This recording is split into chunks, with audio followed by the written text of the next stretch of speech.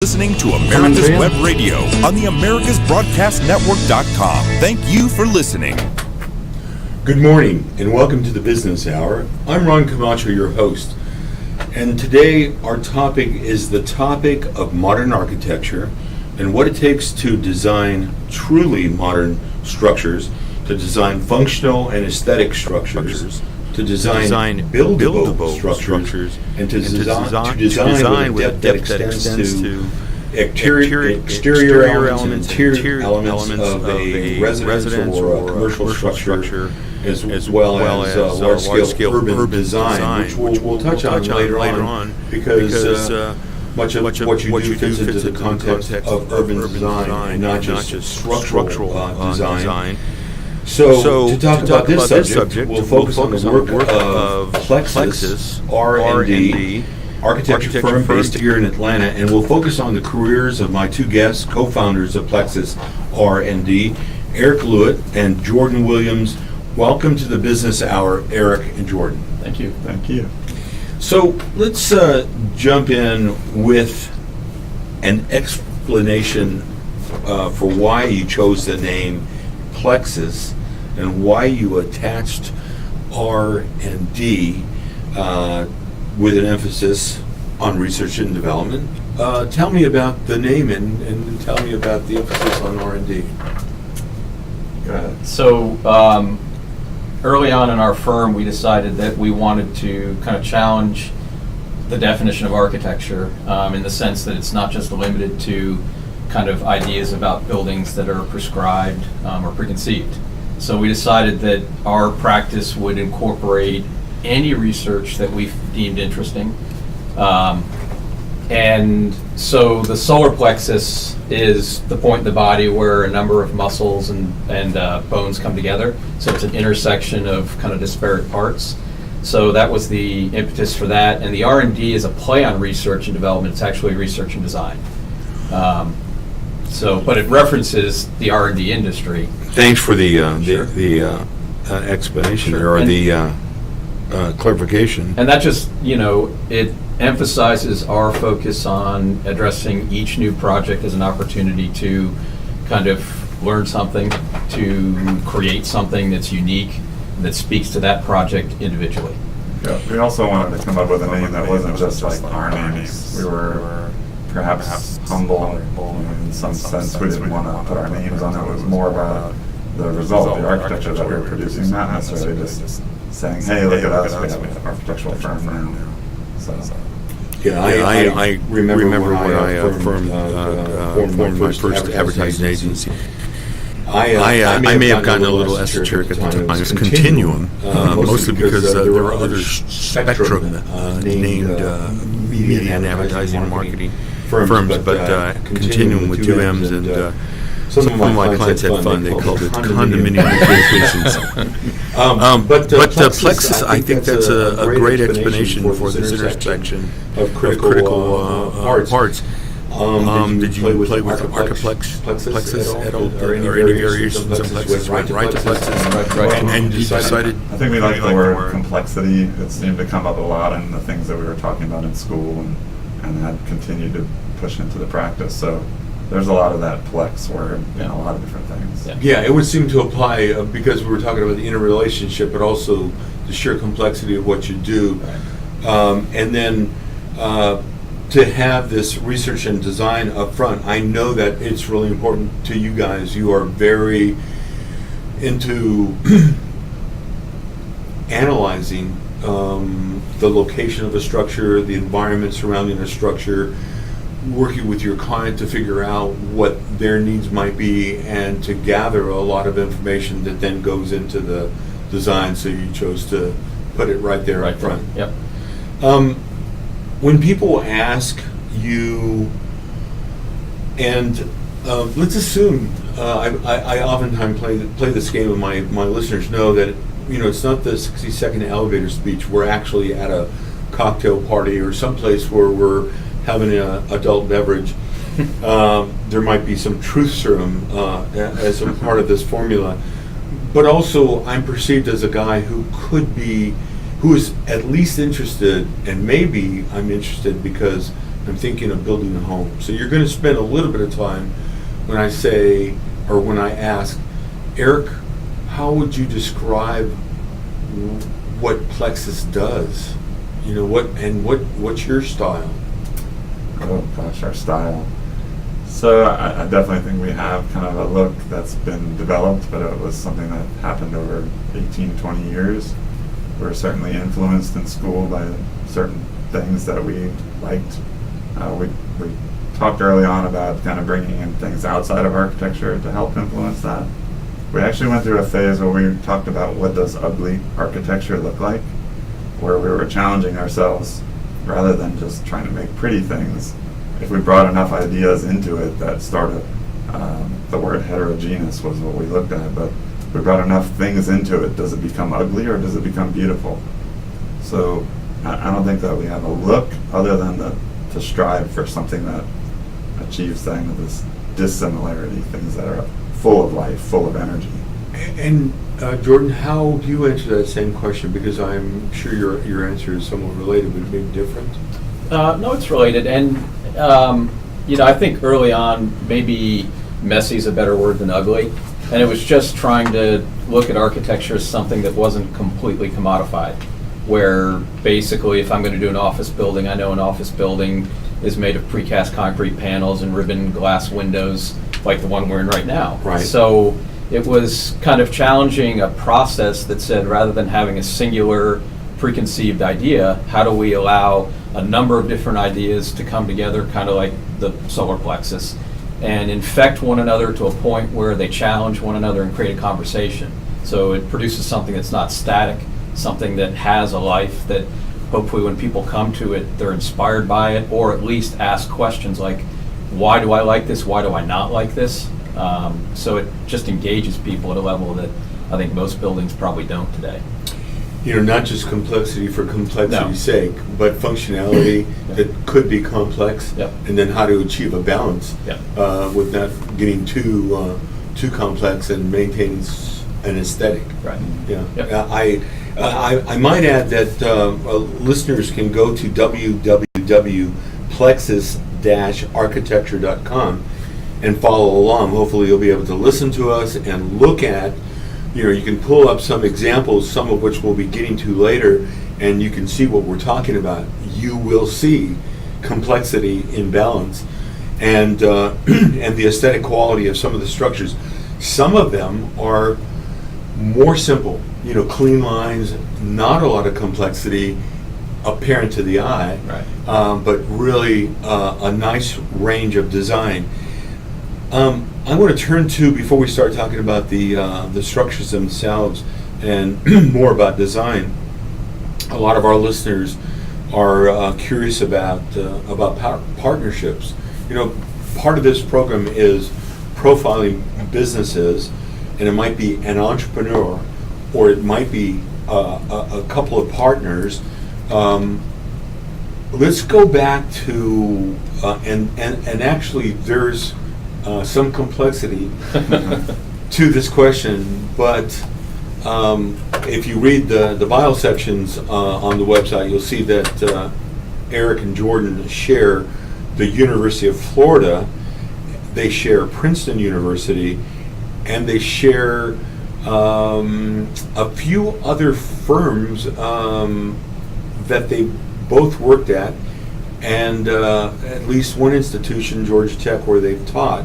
So you've shared some literal and figurative space together, but not always at the same time. Right. So let's go back to the University of Florida, where you tell me you didn't really know each other, and that was total coincidence? Yeah, Jordan's a year ahead of me at Florida, so the way they structure the program is that you're not even in the same building, although they're near each other. So there was no real chance, I guess, for us to interact that way. But it's, so we were both in the same school. I took a year off between graduate school. I think you took a year off, and then also spent some time at Harvard, Yeah. and decided not to continue at Harvard. So we ended up meeting at Princeton when we both went to grad school there. So I think it was obvious at the time that there was some kindred spiritness happening between us. We like to play ping pong together. We like to run through the golf course, play frisbee golf and things like that. And we also were sarcastic about the same ideas and things. Came from the same background. Because Florida's kind of what we would call formalist education, so it's more about the making of things, how things go together, how you put them together, what they look like, very much aesthetic. And Princeton was all about talking about architecture. And so it was part of the reason I wanted to go there, was to get that other side. So I think because we both came from the Florida background, we challenged the architecture people the same way. And so there was a lot of that was common. And how about you, Jordan? Tell me about the time that you were at Florida, and it sounds like you may have laid the foundation for a more technical background with the more conceptual component at Princeton, as well as a few parts in between. Right. But tell me how you, it sounds like you were on similar brainwave lengths early on. Tell me about how you guys came together. And also, it wasn't going to be months later that you joined forces. It was going to be years later. So actually, let's pick it up there, Jordan. Okay. Tell us where you went from the program at Princeton and how you guys came together, if we can put our arms around that. All right, I'm going to try to condense this because it is circuitous. So after graduating Princeton, I moved back to Boston, where my wife was attending school, and worked for 5 or 6 years. Erik, in the meantime, ended up settling in Jacksonville, but then Atlanta, and went to work for John Portman and Associates. So in, I don't remember what year, I'm not going to date myself. Oh, there you did it. So my sister was living in Atlanta, and I came down for her wedding and went to see Erik over at John Portman and Associates, and ended up going out to lunch with Erik and a couple of the principals, I believe, and it turned into an informal interview, after which I got an offer, and my wife and I were ready to get out of Boston because we wanted a warmer climate. So we just said, hey, let's give this a shot, not really having any clear intent to settle in Atlanta for the long term. So there was some, sorry to interrupt, there was some things that we did between. Yes. Like you were teaching at the Boston Architectural Yeah. Center, so you invited me up a couple times Yeah. to review student work. We tried to do a competition or two together, so we were still connected at that time. I was just at a distance. yeah, So that bond that was formed at Princeton was still Yeah. percolating. Yeah. Yeah. And so you were both at Portman together. Briefly. Yeah. And see if we can characterize the time between Portman and Plexus, because you didn't form a partnership for a while. No, so we bounced around in several large firms in Atlanta for a few years. And then in 1996, in 1998, my wife and I decided we didn't want to stick around in Atlanta. So I applied for a fellowship to the American Academy in Rome, got it, so we put our house up for sale, and basically got rid of all our stuff here in Atlanta, went to Europe, and after the fellowship came back and started looking at the West Coast to resettle, but unfortunately it was during the dot-com bubble, and so we decided we did not want to move to the West Coast, just given the economic climate there. Ended up in Jacksonville with a firm actually a New England firm that bought a firm in Jacksonville. So I recruited Erik and my wife down there, who's also in the industry. And we worked there for a year, and that's kind of where the germ of Plexus. Okay, we're going to pick it up right after that germination. We're here with Erik Lewitt, Jordan Williams of Plexus Architecture. We've been talking about many aspects of architecture and their backgrounds. We'll be back to talk with Erik and Jordan right after this break. You did a good job of making the circuitous path seem a logical progression. Yeah, Erik, I think I might have asked you if you knew Mike Azell. He was They mentioned that. he was a really good tennis player. He should never have been on our team. He should have been like stayed AA. And he played at Harvard actually, where he was an undergraduate and went to the design program in architecture, and worked for. He was a partner at TVS. Oh, yeah. And so he worked on some really large-scale projects around the world, and really a heck of a nice guy who just retired up to built a house in New Hampshire. Nice. And No? Okay. so I thought I was still hearing it. he, you know, you guys might have been kindred spirits too. And also, I'm going to touch on the program in Rome just to, again, talk about it, segue into influences, because, well, I'll characterize it, keep it fresh in a bit, but a lot of guys would have been influenced in a different way by that whole experience. Even though there's modern design in Italy, obviously, Right. You know, Lamborghinis and Ferraris and Bugattis are pretty modern.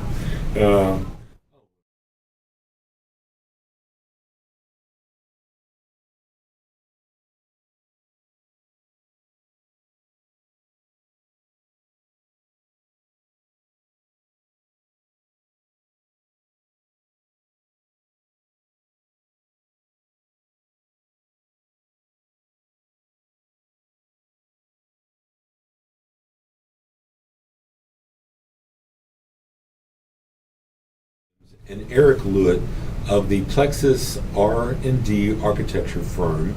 And we've been talking a little bit about the work of the firm and a little more about Erik's and Jordan's background evolving as young architects.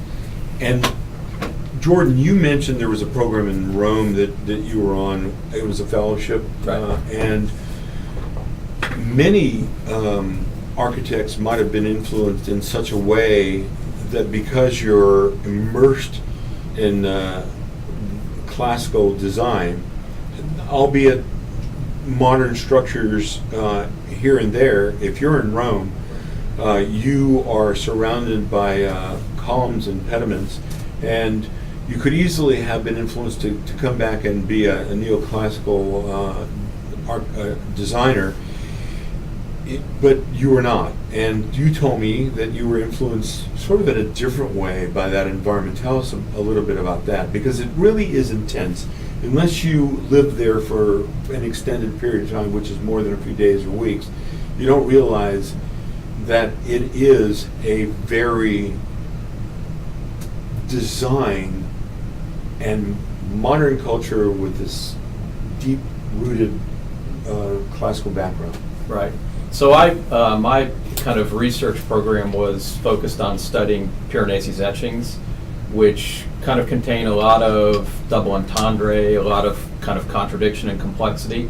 And so that was the initial impetus. But I think the time I spent over there, I gained a respect for how cultures that have a kind of long and significant history actually tend to embrace modern design in a way that we don't in the United States. We see competing styles as exactly that. They're in competition with one another and they can't coexist, whereas cities that have existed for 500, 600 years, 1,000 years have to evolve out of necessity or they don't work. And so you just see this kind of evolution and this respect for design regardless of the language or style. And I think also a city like Rome, if you just kind of squint your eyes and focus more on the space and the kind of form of the urban fabric, there's an abstraction to that and a quality to that that, again, most cities in the United States don't have.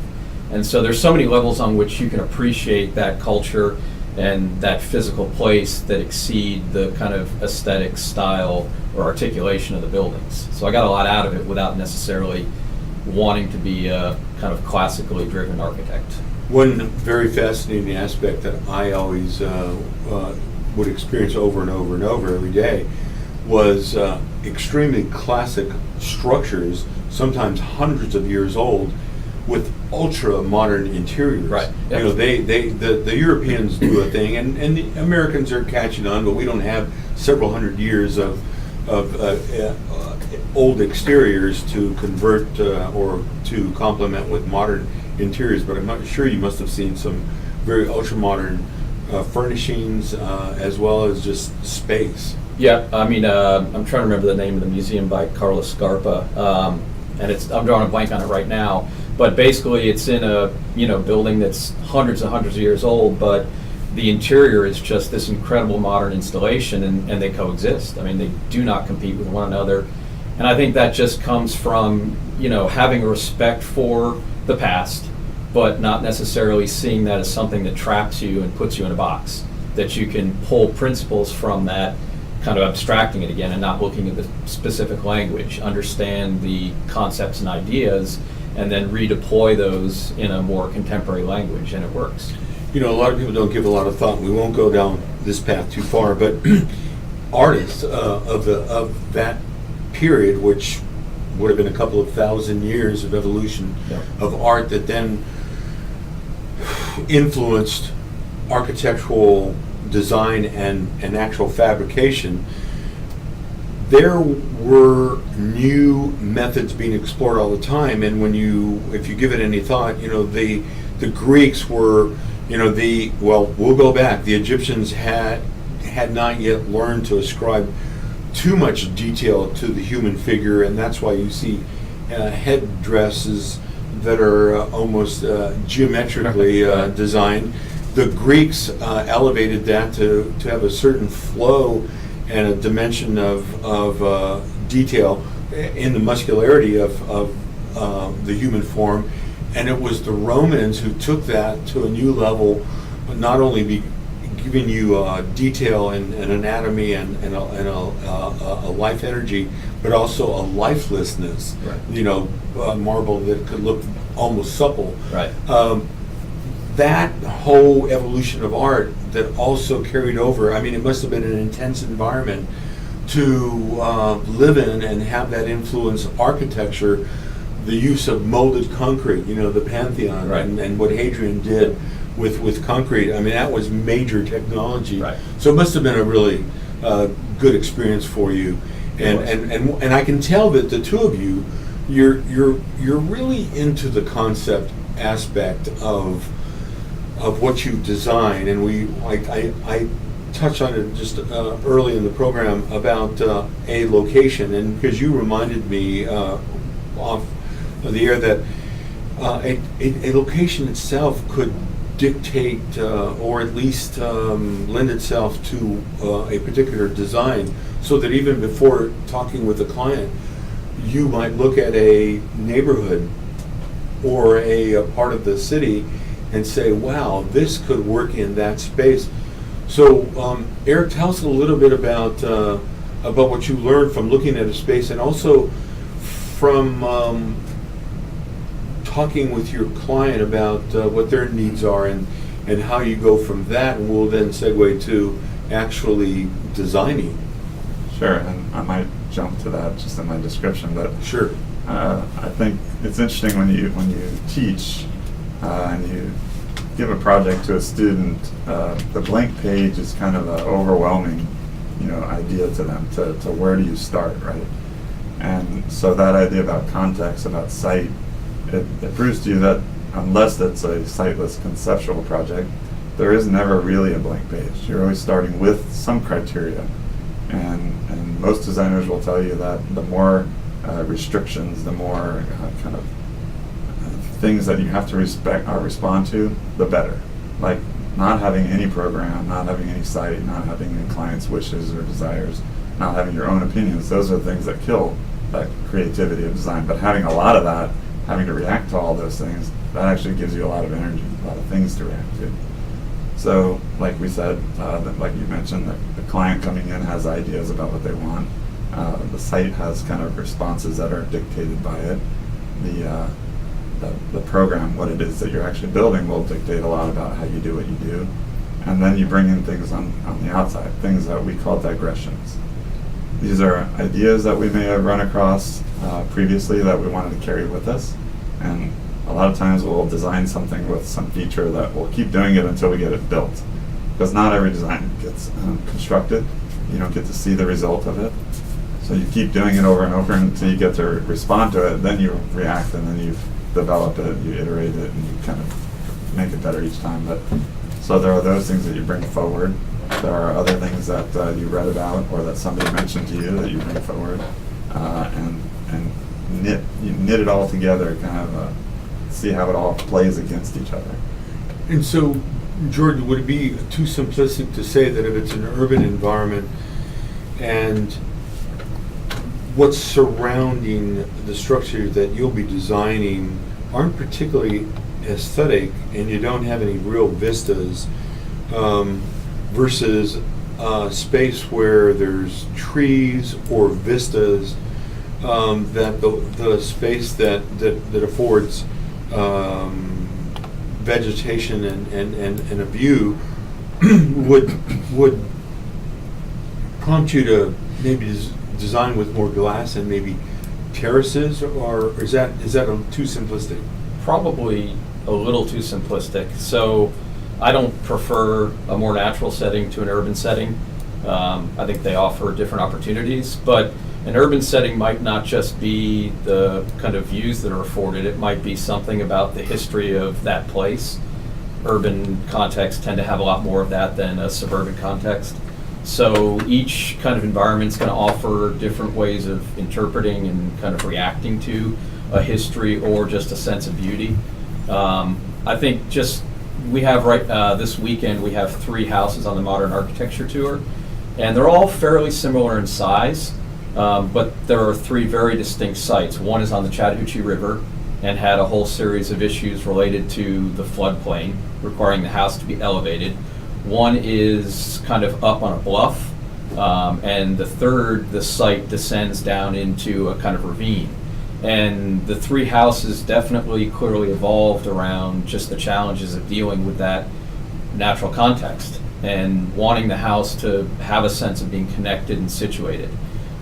So it really, regardless of whether it's an urban or suburban or natural bucolic site, it's really about understanding opportunities and keying into those and letting the design evolve to create a stronger connection between place and architecture. We're going to be taking a break, but when we come back, I'm glad you mentioned a modern design show that is taking place this weekend. As a matter of fact, I want to remind listeners that they can simply Google Atlanta modern homes, modern designs. Either one will take you to the show, and they'll be able to, if they participate this weekend, see up close some of the homes that you've designed. We're here with Erik Lewitt and Jordan Williams. We've been talking about their firm, Plexus R&D. We'll be talking more about architecture. We'll talk a little bit about the show. We'll talk about some specific structures you've designed right after this break. Okay, I gotta ask you guys. Yep. Home architecture. You know what I'm gonna ask them. I think I do. Have you all ever heard of the Tornado body warmer? Body dryer? It's not warm, body dryer. Look it up. I've got one in my shower. It goes in the shower, and Creates a vortex of air. Yeah, to exactly. dry you off. And Warm air. Warm air. Nice, and my wife would love it. Oh yeah, I'll show you a picture of it in I've got a walk-in 45 years of jacuzzi, experience is behind the most rain trusted head name in shower. auto Yeah, that's how it started. transportation. Yeah, Passport he designed the real Transport, sexy, the first and shower. finest today. That's why Passport Transport is the preferred auto transport for major auto manufacturers, concours, museums, tours, and collectors, and should be your choice from across the state to across the country. When you have the need, go to PassportTransport.com and enjoy the peace of mind referenced experience will give you. Passport Transport. The disease of addiction is a life-altering challenge, not just for the person suffering its effects, but also for the family and friends who support and love the one caught in its grasp. What should be the course of treatment? Who is the best person to render treatment? And what is the best place to go for the care that is needed? We know that you want answers to these and many more questions. Call 770-696-9862 and speak to a representative of the Atlanta Healing Center. They can tailor a program specifically designed to address the needs of the person suffering with an addiction, or give you guidance as to where that help may be found. Information is the key, and the trained staff at AHC is here to assist. If you wish, you can also get more information on the website located at www.atlantahealingcenter.com. You're listening to America's Web Radio on the AmericasBroadcastNetwork.com. Thank you for listening. Welcome back to the Business Hour. I'm Ron Comacho, your host, and today we're with Erik Lewitt and Jason, or rather, I am saying Jason and John. It's easy for me to say Jordan Williams of Plexus Architecture, Plexus R&D Architecture. Forgive me. Jason, before the break, we were talking, you mentioned the Atlanta Modern Design Show, Yep. Which is actually a tour. You're not going to a single location and seeing elements of modern design. You get to see separate structures.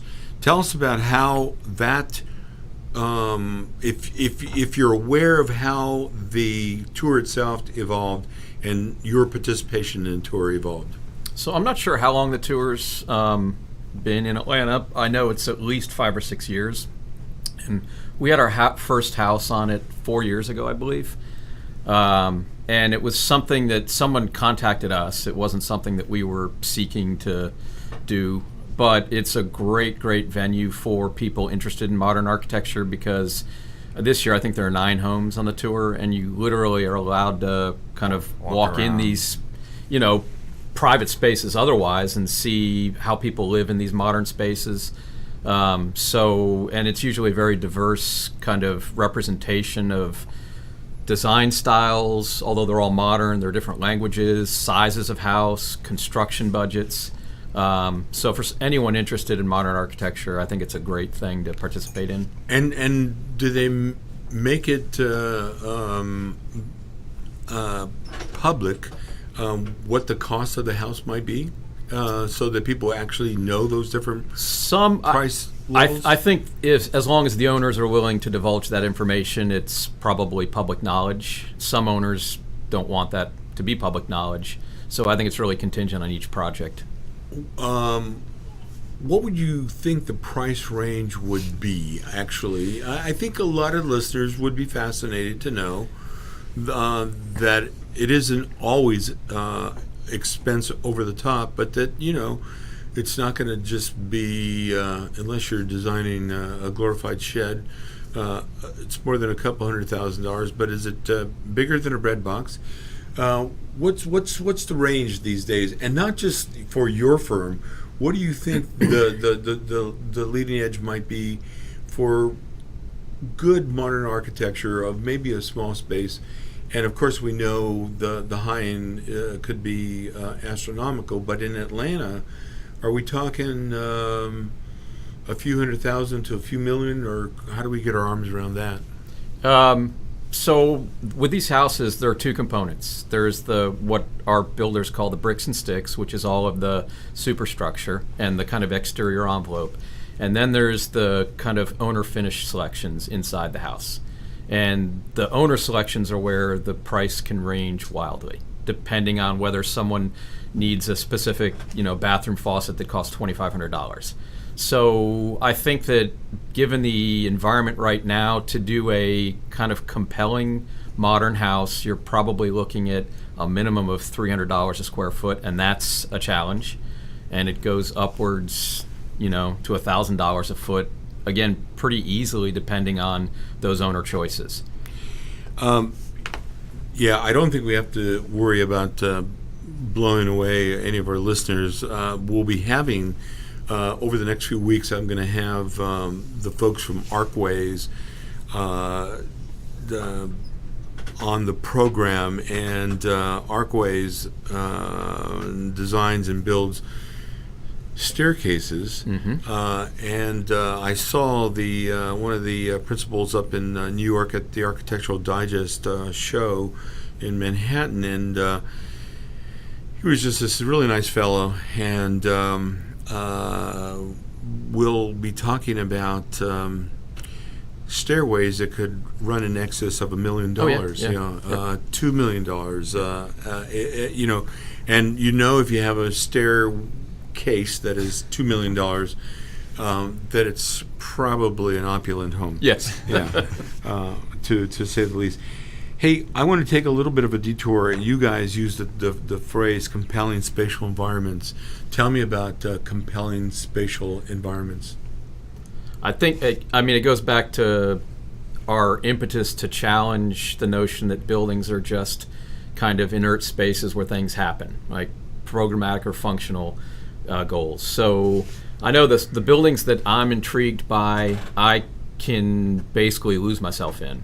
So when I was in Europe for my fellowship, I did a lot of traveling, and I would plan on arriving at a certain project, and that was interesting. I spent an hour photographing it, but lo and behold, 3 blocks down the street, there's this incredible building that I don't know anything about, but there are just these components to the building that draw you in and engage you, and you want to know why.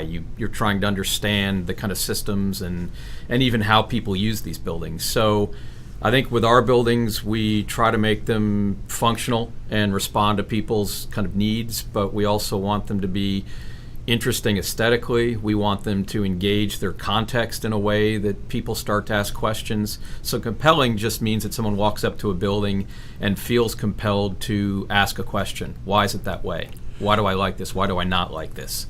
We were criticized when we were in school, I think, specifically at Princeton, for creating jungle gym architecture, meaning that we wanted it to be something that you wanted to climb up in, get inside, walk around, and that's the word engaging that Jordan's using. It's really about creating an architecture that's not flat, it's not dead. So something that somebody wants to get into, learn more about. Something that's inviting, maybe seductive. Yep. Yeah, I think it's also interesting that you guys, even though you're designing on the leading edge of modern, you have a sense of history oftentimes, that the history of the neighborhood or that part of the city. And so you're designing the structures of tomorrow, today, if you will, but also to be timeless and have a certain endurance. How do you do that? I think it's respecting or having an understanding that what you do today is going to be placed within a continuum. There's a history that precedes you, and hopefully if you design something that has value and can endure, your kind of project will become part of a future history, and people might respond to that. So I live in the Virginia Highlands, and I moved there because when I moved there, it was a really diverse neighborhood. Had a lot of traditional bungalows. There were some modern homes. Just a sense of kind of eclecticism. And people respected that. That's why they lived in the neighborhood. And I know that for the last 4 years or so, there was a movement to try to get some kind of historical status granted to the neighborhood so that they could implement design covenants. And so I started to read the kind of arguments back and forth. No one liked the big modern homes that were being built because they didn't basically repeat the bungalow language. But I'm seeing massive builder homes that are in a traditional language going up everywhere, but they have no sense of scale, no sense of articulation, no sense of addressing the street in a way that creates a connection between the private domestic space and the urban space of the street. So they may look outwardly like they belong there, but they're really bad for the neighborhood in terms of not reinforcing that idea of having a connection to the sidewalk in a more social neighborhood. So I think the language that you execute a design in is almost less important than an understanding of how, again, you're reinforcing patterns about how people live in a neighborhood, and how you reinforce a sense of community and connectedness. And that has nothing to do with style. Yeah, the whole concept of a punched window is an archaic principle, right? It's something from back when they didn't know how to structure a building so that you can have ribbon glass or full glass. So to build houses today with little punched windows seems to me to be looking backwards instead of forward. daylight is a big key for us. We'll probably talk about sustainability coming up in a minute, but having as much natural daylight is a great quality that we try to incorporate into everything we do. And the small punched window that you find in these big, builder homes is just, totally antithetical to that, the way that we live today. Tell the listeners what you mean by punched window. A rectangular, small format window that's in a large masonry or solid wall. Kind of a framed, discrete window. Yeah. Are we seeing any small homes yet in Atlanta? And what do you guys think of the small home movement? And would you ever design a small home yourselves? Which I think would be an interesting challenge, but I bet you guys could design one, because I've seen a few that look pretty modern, and I think you guys could design one as well as anyone. So we're doing micro apartment units right now that Erik can talk about. Yeah, we're seeing that evolution to the idea of smaller format for a lot of different reasons, but it is an interesting challenge. I love the idea of the micro unit or the small house if it fits into the environment well. Yeah. So the kit house, the idea of that is really intriguing. To be able to build it off-site and then drop it in seems to offer a lot of value, but these are all new things. They're evolutionary. They're challenging preconceptions, so we're all for that. Are these small townhomes, are we talking 500 to 1,500 square feet? Or these are 330 square feet. Okay. So this is truly micro living. Like studio apartments, modern studio apartments. Right. They're really challenging the way that you live in a space. Small kitchens, small bedrooms and living rooms that are in the same space. They just happen to convert from one to the other depending upon the need. And now, we're going to be taking a break in a bit, but we can begin to talk about project conceptualization, because I know we touched on it. You looked at a given space, the environment. You are working with your client to understand their needs and wants, and now it's going to be shifting over to actual. You're going to go to the drawing board or to the computer. Tell us about that leap and how project conceptualization comes together.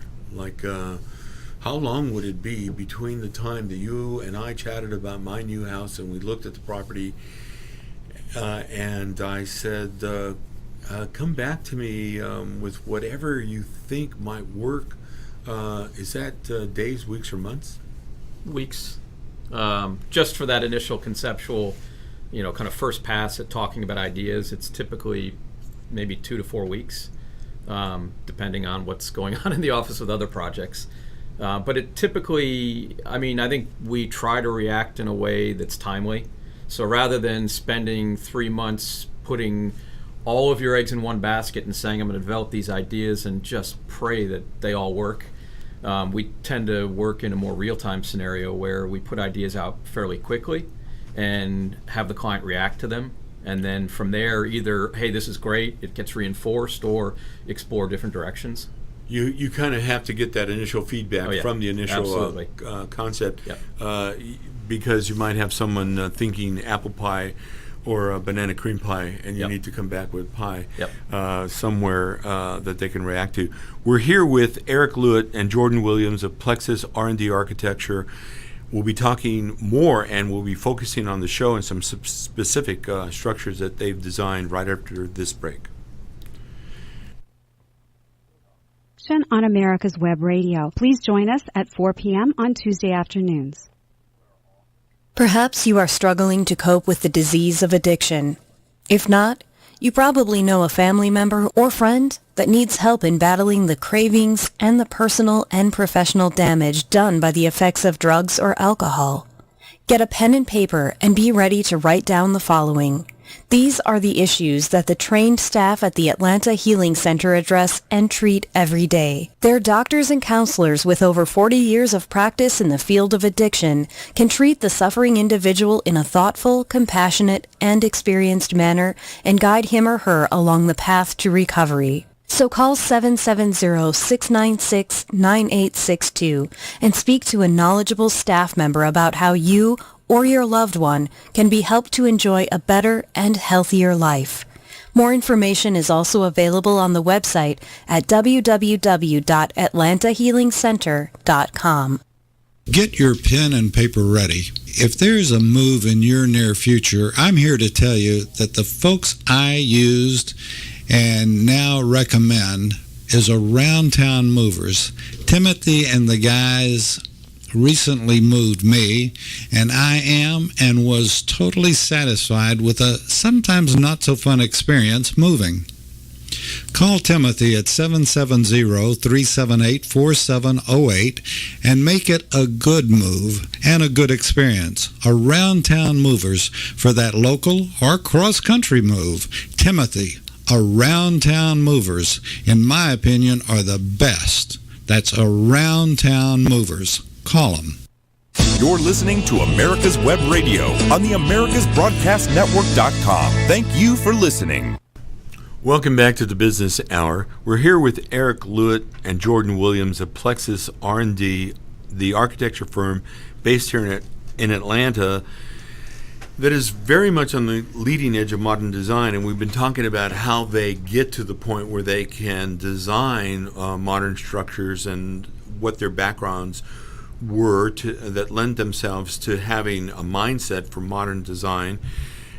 And this weekend, as part of the Modern Design Home Show, you can actually tour some of the homes that they've built along with some others. It's Saturday and Sunday. And I want to jump right in. Again, if any listeners want to go to the www.plexus-architecture.com website, you can pull up some of the homes that we're referring to. And one of them I wanted to talk about is the Rillman. Tell us, how would you begin to describe it if someone did not have the advantage of a visual? How would you describe your Rillman house? So the house, Rahman Road, is right off of Northside Drive, and which is obviously a busy thoroughfare. And this is the house that's on the kind of upsloping site. So in meeting with the clients, they really wanted to create a place that was really conducive to entertaining when they have guests, but also kind of a place where they could get away from the stress of their work lives. So we really envisioned it as a retreat or almost like a resort. So the house is kind of a series of pavilions that work around a courtyard in the center, which has a really nice pool in it. All of the public spaces open up to the pool.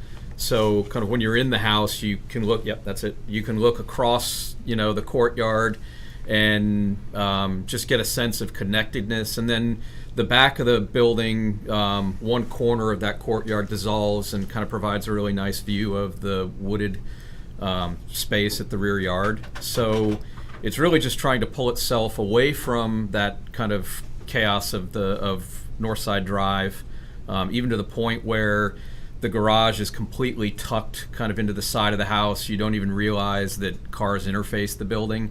And as Erik explained earlier, there's a lot of glass, which allows natural light and the views to the landscape to become a critical component of the design. Yeah, I really like this house a lot. I have to say I like the entire wall of glass, ceiling to floor and one into the other that you have. It's just a simple, elegant design. Yep. Tell us about some of the other houses, like the McCarran house. How would you describe the McCarran house? So it's the McCarran residence is on the Chattahoochee River, and so it's in a floodplain. And there are all kinds of code requirements that kind of dictate how you situate a house. Basically, you can't have any occupiable space, I think within 8 feet of the river. So the whole house is elevated up above the site. This is right near the Paces Ferry Bridge. And so we started to look at the structure of that bridge, the concrete buttresses, the kind of structural steel frame for the actual bridge span, and use the language of that bridge to create the piers that the house sit on. So that's an example of how a pretty old bridge that seemingly has nothing to do with the language of modern architecture became an influence for how we created the piers for this house. So the house sits on a combination of concrete and steel, structural steel, kind of supports, and then transitions to a much more kind of sleek and more elegant modern language. But it's also an example of how this process is a partnership between ourselves, a great client, and then hopefully also a really good builder. And in this case, everyone on the team had a common set of goals and a respect for the project, which made the execution of that project really enjoyable. As you enter the property, is the front edge of the house elevated as well as the backside, which would probably be the riverside? Okay, so the front edge is perceived differently. One of the ideas was we didn't want to just bring people to the site and say, here's the river.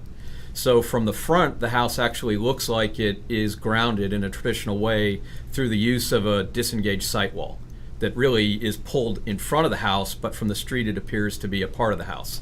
So as you arrive at the property, it looks like a traditional house that through a stone wall is sitting on the ground. But as you approach it, you start to realize that that's really just a site wall. And so as you engage the house, you begin to realize that it's actually basically a bridge that floats over the site. So the process of arriving at and understanding how the river impacts the design is something that unfolds over, maybe an hour through a process of discovery rather than just being kind of hit on the head with it. I would think that this would become a very, very popular approach to lots of structures. I mean, there may be listeners out there who want to build a home or have a home currently on a body of water and are looking to rebuild. I would think that this experience for the firm is going to play well into designs just because of rising water and really you'll be a hot commodity soon for building structures which are elevated in the most elegant way. It sounds like this it was an architectural engineering solution with an elegant approach visually. Yeah, we drove up and down the river and looked at homes that, I mean, I grew up in South Florida, and you'd have homes that are elevated on piers and look like you just helicoptered in a house and set it on some posts, so they don't have that kind of elegant or informed relationship with the site. So we spent time trying to figure out how we would meet these code requirements but give the house a sense of having a really strong connection with the environment. The house also has kind of a more formal front, like Jordan's talking about, where it doesn't reveal everything at the beginning. So rather than having all the glass right there on the front, it's a little bit more solid, more private for the residents. And then on the riverside, it opens itself up completely.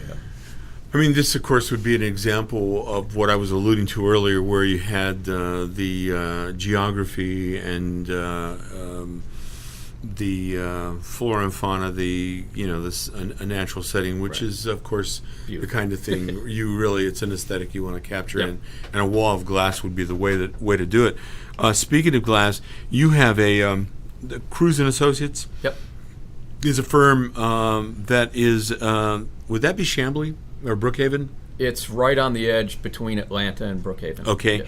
It's a really a beautiful structure, and tell us a little bit of what went into that, and also let's talk about let's make reference to any sustainability aspects of that or any of your other structures. So this is a building for Cruz and Associates, which is a law firm here in Atlanta. And basically, Ruben Cruz bought this property and built the building for himself. There's a little bit of additional space, but I think eventually he'll grow into it. So he's, loves modern architecture, and coincidentally, we're now doing a house for him. And we sat down and he talked about the notion that he wanted his space to be open, bright. He didn't want a traditional law firm that was clad with heavy wood paneling and everyone's in closed offices feeling disconnected. So it's very much like our homes in terms of having a lot of glass, providing natural light. The way that we deal with sustainability isn't from the formal standpoint of pursuing a LEED certification, because that is expensive and has become its own industry. We just rely on common sense design principles. So the way that you orient glass to the sun and create overhangs where in the winter it allows warmth to come in, but in the summer the overhang is actually shielding the glass. I mean, these are principles that designers have used for centuries. It's sometimes basic thermodynamics, Yep. as well as where you face the wall of glass. Yep. In this case, there's a lot of glass, but it's broken up with some architectural elements that I think are just very aesthetic. You have this one section that's protruding from the side of the building, which is very interesting all in and of itself. How do you come up with the notion of adding something like that to a design like this? So that's actually the lobby for Cruz and Associates. So the idea was that, this is the first space that people kind of sit down in when they come to Ruben's practice. So the idea that it's actually pushing through the wall that defines the kind of separation between the building and the city was an intentional play. And people don't realize that till they get up in the lobby and are sitting there. And maybe they don't realize it at all, but It also floats above kind of the drive under. Yep. So when you go to drive at the lowest level, as you drive into the garage, that's the element that kind of frames your entrance. Yep. You also do, and I would be remiss if I didn't mention that you are involved in some what I might call revitalization of structures. It's a renovation of structures, and the Baltimore Row project would be a great example. Again, go online and look to see. And I just have to say that what you've done with some of these older structures in terms of bringing them up to some very today kinds of functionality is a really beautiful conversion. And I think that you guys design beautiful structures, and you put a lot of time into it. I think I used the phrase architecture with depth. I think that applies to what you do to the nth degree. I think you guys want to think it through and achieve that perfect balance, not going over the edge with complexity, but not being afraid to engage some element of complexity. We're going to close out our program. I feel very fortunate that Erik Lewitt, Jordan Williams took the time to be on the Business Hour. I appreciate that you guys came by. We appreciate the opportunity. You've been listening to the Business Hour here at America's Web Radio. We're on Fridays from 10 to 11 a.m. Have a great weekend. Don't forget about the Modern Design Show. Just Google that, Modern Design Tour Atlanta. It'll get you there. Have a great weekend and a great coming week. We'll see you on the radio and the internet next week. You're listening to America's Web Radio on the AmericasBroadcastNetwork.com. Thank you for listening. 45 years of experience is behind the most trusted name in auto transport.